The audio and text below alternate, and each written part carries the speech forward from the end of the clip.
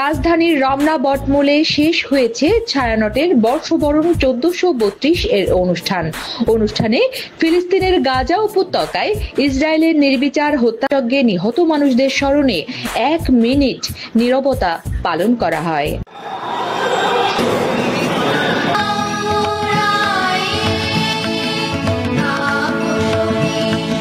সোমবার বাংলা নতুন বছরের প্রথম দিনে সকাল 8:30টার দিকে বর্ষবরণের অনুষ্ঠান শেষের আগ মুহূর্তে শিল্পী ও দর্শনার্থীরা দাঁড়িয়ে 1 মিনিট নীরবতা পালন করেন। পরে ছায়ানটের শিল্পীদের সমবেত কণ্ঠে জাতীয় সঙ্গীত পরিবেশনের মাধ্যমে ছায়ানটের এবারের বর্ষবরণ অনুষ্ঠান শেষ হয়।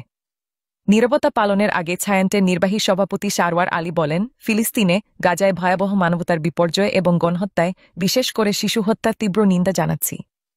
ফিলিস্তিনবাসী আপন ভূমি রক্ষায় যে সংগ্রাম করছেন তার প্রতি আমরা সংহতি জানাই। ইসরায়েলের নির্বিচার হত্যায় গিয়ে নিহত মানুষদের স্মরণে সবাইকে 1 মিনিট নীরবতা পালনের অনুরোধ করছি।